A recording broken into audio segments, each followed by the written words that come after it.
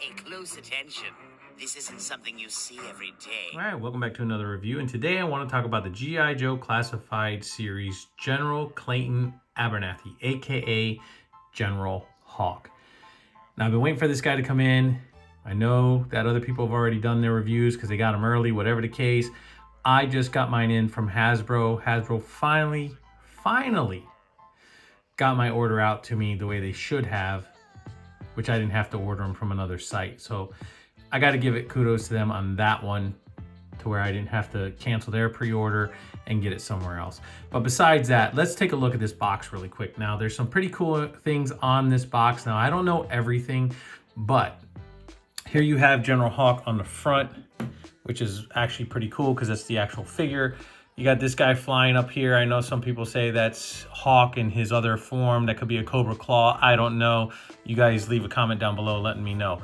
Cool thing is that they show the Joe base in the background, right? Under attack by Cobra Stuns. If I'm not mistaken, that is a Cobra Stun, right? And then you have the Triple T right here. So these two vehicles might be coming out in the future. I don't know. I'm probably not going to pick them up, but that's just me. Everybody else, you want to get them, carry on. So then we have a picture of Hawk right here on the side. And then, of course, he is 103 in the line, along with that QR code that takes you absolutely nowhere. And then the picture on the side again. And then, of course, on the back, showing the figure and everything else. So, yeah, let's get this bad boy out of the box. And let's take a look at this figure. All right, so now that we have the figure out of the box, here he is in all of his glory. And look, I mean, General Hawk in the movie, awesome. I don't remember him too much in the comics because, you know, I read some of the comics as a kid, not a lot, so I don't have a whole lot of backstory. Doesn't matter. It doesn't matter. If you're looking for General Hawk, you need to get him. Pick him up, man. He's a great looking figure.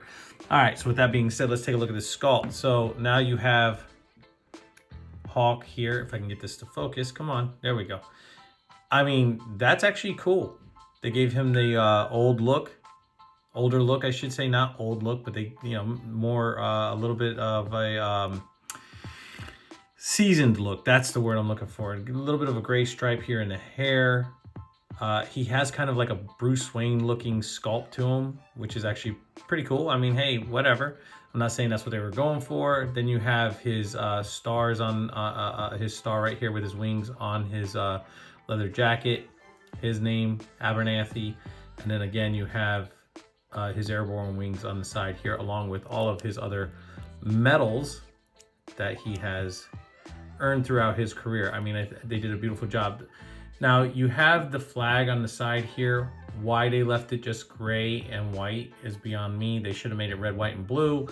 I don't know if that's the way it was on the original figure. I never had Hawk in the original line, so I couldn't tell you the difference between the two. So I could be wrong. Maybe that's the way it was. I don't know. It's not disappointing. It's not going to make or break how I feel about this figure. Now, on the other side, you have Yo Joe, along with the G.I. Joe emblem, the star, the stripes. Very nice. Nice leather jacket, zipper pouch here, zipper coming straight down, some more pouches. And then you have his holster, his shoulder holster right here on the front, which is big. But hey, you know, that holds one of his weapons. Then you're coming down here to his waist, his belt buckle. Once again, you have his wings. I guess that's what that is on the belt. And then you have his holster for his sidearm. I like the way they made the leathery look with the little pouches. Moving down to the pants, you have the camouflage with the nice texture, and then his boots. Possible reuse? I don't know. I don't care. I'm not getting into all that, but I like the fact that they actually gave him his little sleeves at the end of the jacket here. Nicely done. Nice little furry collar. And then you have the stars on his actual shirt underneath. So yeah, I mean, great figure so far. So now that we've taken a look at this paint and sculpt of this guy, how about we get a look at the accessories that this guy comes with? And I'll give you my final thoughts on this review. Now, starting off accessory-wise, we have two different sets of goggles. One's smaller than the other, so this is the one that would actually go around his neck or onto his face or hanging around his neck if that's what you wanted to do. And then you have the bigger one that goes actually onto his helmet like you've seen in the cartoon or in the original figure. So, yeah. But that's cool. You got two of them. That's awesome. Next, we have his helmet. And this is actually pretty cool because, so you have his star, his 1 star on the actual helmet itself, and you have one, but not two dents from where bullets have bounced off his helmet. And then you have a couple grazes here on the side, scratches or whatever the case. But otherwise, and on the back as well, otherwise you can see, oh, he has another one back here too. So you can see that this guy's been through some business, of course. And then you have the chin straps, and just to show it off since I have it here, this is the goggles that go onto his helmet, so you can just slide them down. And you can slide it down to where the star shows or past the star or whatever the case, however you want to do it. That's however you want to display your General Hawk with, you know, the goggles on the helmet. That is going to be completely up to you. But otherwise, I mean, hey man, I think it's awesome that they went as far as they did with the figure. And some of these accessories, even though they didn't have to do the double goggles, they did. And that's how that's gonna look right there. Next, we have his 45 handgun. At least I believe it's a 45 handgun, and it has an extended magazine out at the bottom. It does not remove. It's all just casted in black plastic. Very nicely done. It does have a port in the front for blast effects. It's a nice looking pistol, but it's just all casted in black. Next, we have his other pistol, and I believe this is a 9mm. Could be wrong, but this here is a nail puncher, man. I mean, a nail driver, I should say. I mean, this thing's gonna stop bad guys in their tracks. And I like the way they put the little star emblem on the handle here. Yeah, there's a little bit of detail, very nicely done. But this thing is gonna drive at home. It has stopping power, that is for sure. Otherwise, nicely done. More blast effect, a hole there to hold some blast effects. That way you can have him firing off the handgun. But if I'm wrong, leave the comments down below and let me know. But I do believe this is a 9mm. I wouldn't say it's a Desert Eagle, but it is definitely it's a nail driver, I know that much. Next, we have his pistol grip 12 gauge, and I believe this is a Mossberg. I might be wrong, but I believe it's a Mossberg. This is the same 12 gauge that came with CoverGirl. Just doesn't have the paint here on the actual slide of the 12 gauge. Otherwise, you know, we've seen it before. Nicely done, just cast it all in black. I mean, I have a pistol grip 12 gauge, which is a Savage, kind of like this. It just doesn't have this pin right here on the opening, and it's all black and looks almost identical to this, but very nicely done. It just doesn't have this tactical bracket here on the stock, but otherwise, you have a blast effect hole right here where you can put blast effects in it, and that's pretty much it. Otherwise, it's just pretty plain Jane. Just a nice, another reuse of a weapon that we have in the line. Last but not least, we have his grenade launcher. Some people call it a rocket launcher. It doesn't launch rockets, it launches grenades. Either way, whatever you choose to call it, that's up to you, but this is definitely a grenade launcher. Kind of what like Jill used in Resident Evil 3. That is the weapon of choice, I gotta say. But anyway, you have a nice strap here. It's you know, hard plastic. Well, it's a soft plastic, but it's just stiff, that's all. And then of course it's all just casted in black. And you have, of course, a hole for blast effects. It's just a nice little gun. And I don't know if we've seen this one before. If we do, I don't remember what figure it came with. So if anybody knows, leave it down in the comments, so that way I know. But it's cool. I like it. Sling it over the shoulder, however you want to put it on them. You know, yeah, very cool, very nice. All right, so now that I've gone over all of his accessories, you know, you can see that everything fits on him wonderfully, beautifully.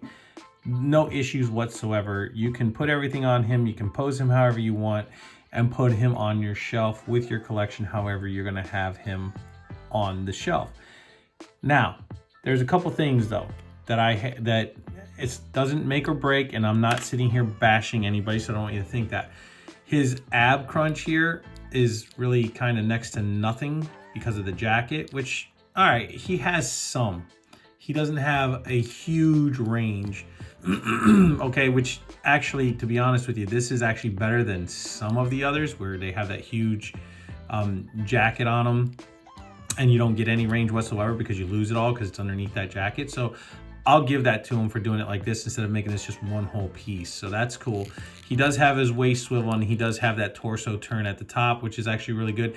And the other cool thing is, and I don't remember, and I didn't pay attention if Buzzer had the same thing, but was it Helix? I think Helix might have had the drop down shoulder for when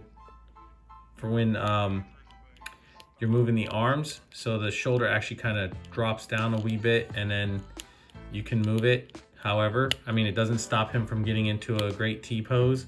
So you can do that. I mean, it's a little awkward here because of the way this is, but I mean, is it gonna break the bank? No, it's not.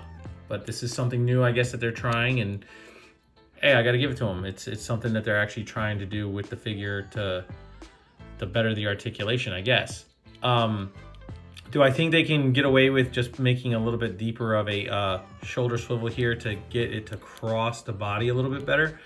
Possibly, but I think that's what this is for, to not, you know, go so deep into the sculpt and give this that pull down to where it'll cross over, and then, you know, you just adjust it however you want. You know, still same old articulation when it comes down to the drop down legs and the thigh swivels and double jointed knees, and everything is pinless on the figure, so that's great as well. I mean, I have to say, these newer figures that are coming out, and yes, and with my Helix figure, I did come out and say that she should have had an ab crunch, and she should. Women do have ab crunches. Women can do crunches in real life, so why shouldn't they have them, you know, in line as far as the figure goes? And now I'm having troubles putting this up here. Go figure. Okay, there we go. But otherwise, I mean, hey, listen, that doesn't make or break this figure here, at least not for me. It may for some, not for me, and that's not why I was saying it. But anyways, definitely, try to get that back into focus here.